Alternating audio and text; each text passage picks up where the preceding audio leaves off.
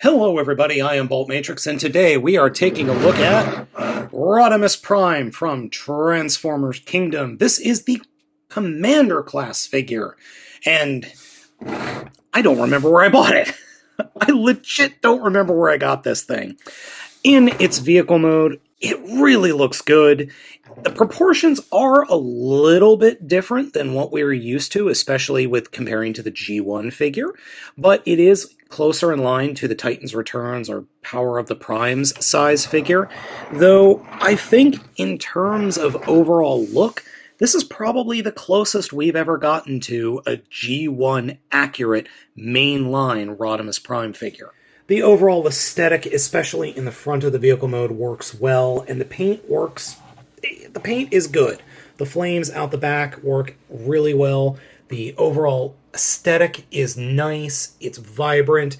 The only complaint I have is, why no painted wheels, Hasbro? I mean, come on, at least paint the wheels a little bit. In terms of length, Rodimus, with the trailer attached, is longer than Ultra Magnus, and that's the Siege version of Ultra Magnus. It's big. It's a big boy. It's over a foot long. Now, for getting the trailer unhitched, these sections are on hinges. That doesn't really mean anything. There is a latch just inside, underneath the top of the trailer of the Space Winnebago, and just wiggle it and unclip it, and here we go. We have his vehicle mode, or his primary vehicle mode without the trailer. I would have really liked there to be an option to maybe pull it forward a little bit and connect the trailer via a peg so it has some turning capability. It really is a Space Winnebago. It's supposed to be a futuristic truck. It's a Winnebago. One thing worth noting, this entire rear wing, while excellently painted, is clear plastic, and you can already see some of the paint chipping just from pulling this part of the vehicle mode in and out of the trailer. The only other clear plastic on this figure is the whole canopy section. This whole piece, including the red, is translucent plastic. In terms of size, it's a good-sized figure. Here it is with Optimus Prime from Siege.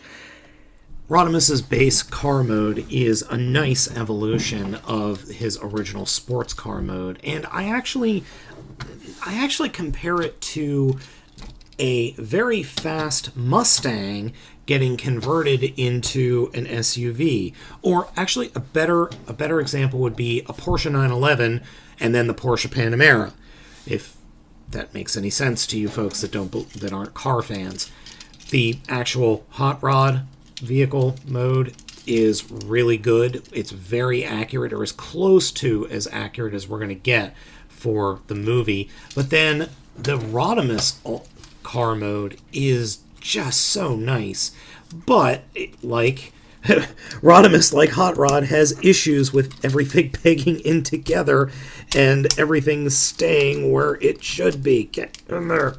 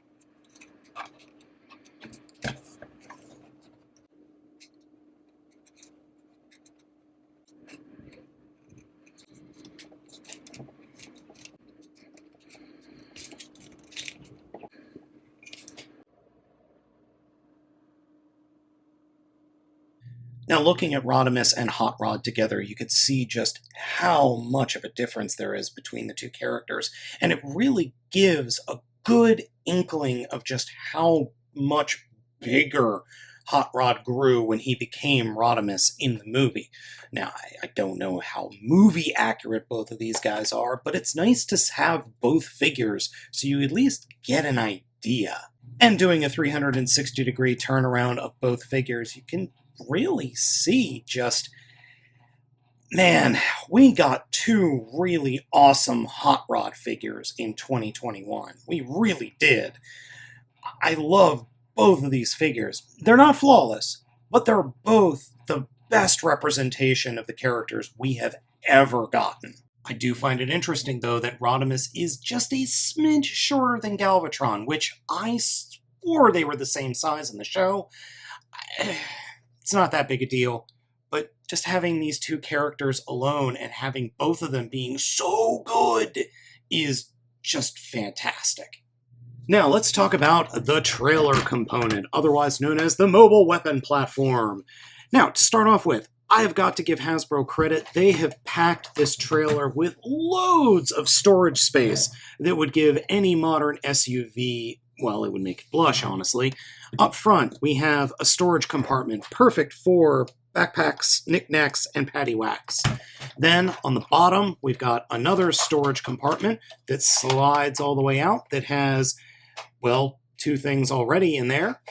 And then finally, we've got the trailer opening all the way, and there's enough room in there for some robots. But not right now, because, well, there's a big old gun back there. To get the trailer transformed, start off by coming up to the top and opening up the entire roof of the trailer, and then you can come to the back and flip down the rear section, and then fold out that little component there, and then take the entire top section and flip it around 180 degrees like that. And we're pretty much done, except for the mobile little tank thingy, or cannons. Like Prime, he's got, or like Optimus, I should say, he's got a little mobile tank section that flips up and folds out, and there we go. And yeah. And here we have Rodimus using his battle platform. And I don't remember if you've ever used that in the show. I sincerely do not remember. It looks great. It legitimately looks fantastic. And I love the addition of the battle platform. It's a good set. It really, really is. We haven't even started talking about the accessories that Rodimus comes with. He comes with these 4 blast effects, plus 3 more. So he has more blast effects than Omega Supreme. Why? And then he comes with Primus's Sword of Power, and his comically large gun, which really should be more of a dark brown, not black, but I'm nitpicking. Which you can obviously attach the blast effects to. But one thing with the gun that I find is funny, he can barely hold it. Like, barely. The end of the gun is resting on the top of his forearm, which is just too darn thick, and then the actual handle of the gun is just being held by his thumb and barely the tips of his fingers, so just barely able to hold on to it. And finally, Rodimus comes with a Matrix of Leadership there in his chest, or belly, or you know what I mean. Remember those black things that were sitting inside the trailer? Well, they're flame effects, but they're painted all black. They really should be painted a different color, because I don't think we want kids knowing that Rodimus is, just freewheeling, polluting everything when he shoots off his wrist guns. I do appreciate them, but they really need more paint. Maybe I could do that myself. Attaching the Matrix Flash to the Matrix, Rodimus can actually hold the Matrix now. If he doesn't have this, the Matrix is just too darn tiny for his big arse body and hands, but I guess that's what the hinge there on the wrists are for. Shoot. The Matrix looks like a small toy in Rodimus's hands. It really does. And I thought it was funny, but then I realized that the one that comes with Galvatron is even tinier, and shaped better, and colored correctly. Weird. For posability, Rodimus's head is on a ball joint, and then the neck can look back and look forward. Hinge joint in the shoulder, swivel just outside of that, double hinge at the elbow, There is a swivel just below the elbow. Wrists do move in and out, which I am convinced is for just being able to hold the matrix.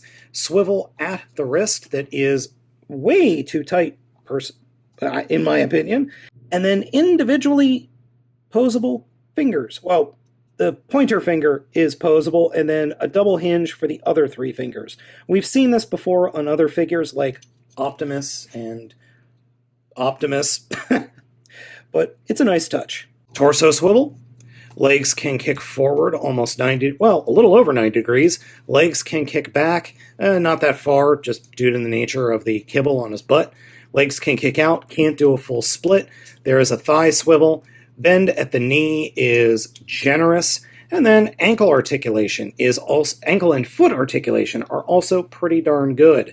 Now, this figure is not flawless. I have a couple of very minor issues. The first issue has to do with the bottom of the legs. These panels on the back of the legs do not want to peg in or stay pegged where they are. I've tried multiple different configurations. They just don't want to do it. Not the biggest thing in the world. Then the backpack, even though it pegs in and stays, it pops right out.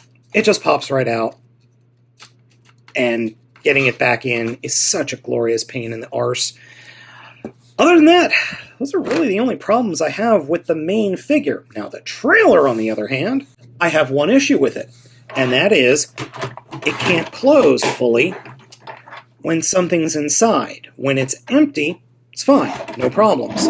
But as soon as you collapse the gun and put it in there, it has issues closing. And I'm sure I am just missing something. I'm sure there is a way to get this in here so that everything closes and there are no problems.